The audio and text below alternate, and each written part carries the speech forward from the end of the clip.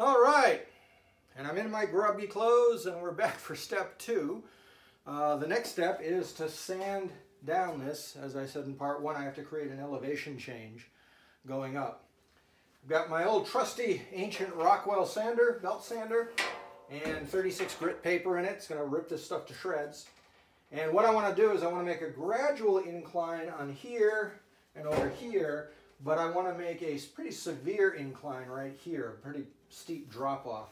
So I'll probably sand this right down to the plywood that's underneath the homosote. So let me gear up here.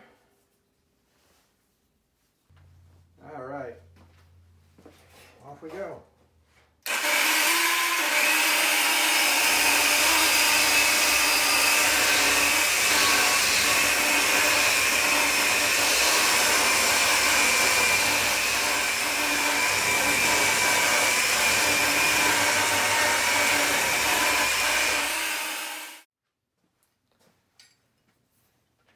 All right, for this section here, which is where I said there was the sharp drop-off at the edge of Kittyland, the sander isn't going to work as well because the belt is simply too wide and it's just going to create a divot there, and I want more of a sharp drop-off, so I'm just going to use the good old chisel and just bang into the homosote.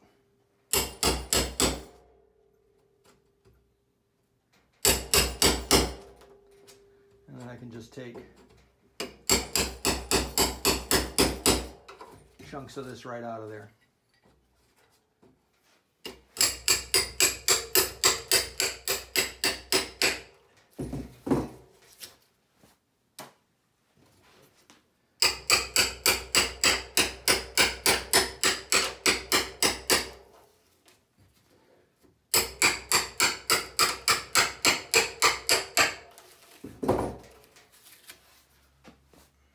Nice shot.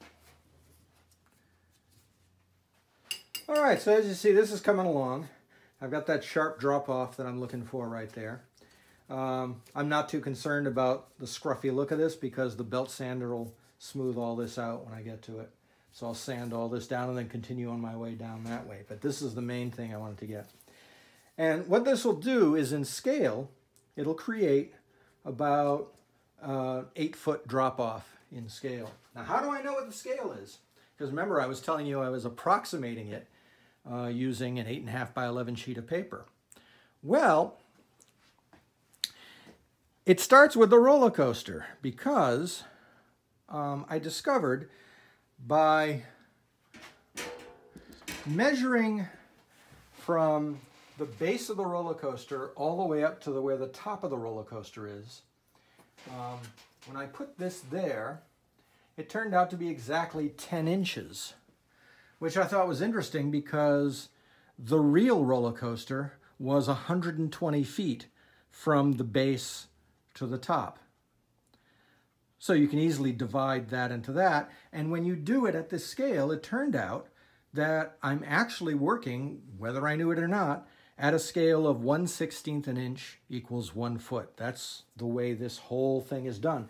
And I was able to verify that by getting my 1/16 of an inch scale here and then measuring right here the width of the merry-go-round building that I had just taken from the plan over there. I just guesstimated it, and this turned out to be, in scale, at 1/16 of an inch, exactly 80 feet wide, and that's exactly how big the original merry-go-round building was.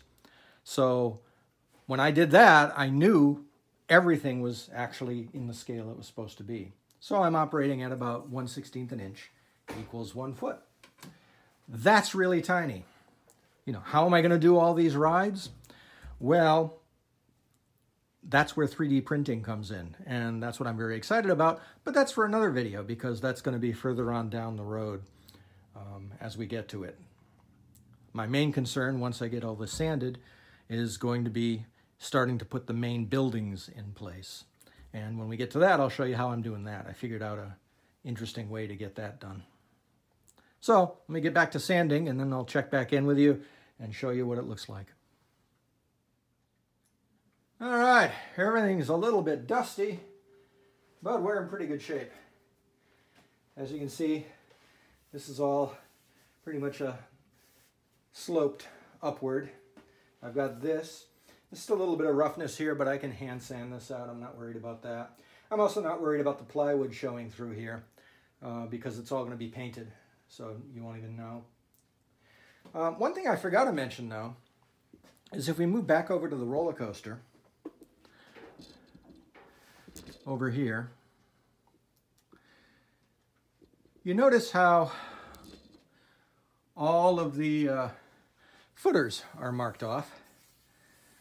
Footers are where the main structure of the roller coaster will sit. And they all look pretty neat. Well, of course, naturally, I got those from the blueprint that I have of the roller coaster. But the spacing would have been a real chore if I had to do everything by hand. So what I ended up doing is using a jig, which I have right over here. I made up a jig, and ironically, I spaced it wrong. Stupid me. These should have been a 1/2 inch apart. I made them 3/4 inches apart, and there was a really good reason why I did that at the time. Looking back on it now, I consider it a pretty stupid thing to do, because at 1/16 of an inch, the roller coaster structure would have 8 feet between each piece. That would be a 1/2 inch. So 3/4 inch, I made it really wide. So I'm probably going to have to fix that. These were all punched with an awl through this. So I'll probably make up a new jig later on. I'm not in a big rush to do this now. And I'll just move this end in a little bit, and then I'll move that end in 1/4 inch. So we'll have 1/2 inch all the way around. Of course, all this will be predicated upon what type of structure I end up building here. I certainly don't want to build that huge roller coaster piece by piece, bent by bent, out of wood. It'll take me the rest of my life. What I would like to do is find a vendor that sells like plastic ladders, toy ladders, that happen to be this size. Now, originally, when I looked for plastic ladders, I found some that were 3/4 inch wide, and I think that's why I chose 3/4 inches, figuring I'll just put them in there and they'll be done with it. It turned out those ladders, however, would have cost me about $600 to buy, and I'm not willing to spend that amount of money on plastic ladders. So I'm still looking into other solutions, and I'll update you all as that happens. So far, there we have it. This is the coaster progress so far. The next step, once all this is cleaned up and sanded, will be to paint the surface, and I'll get back to you for that part of our next installment.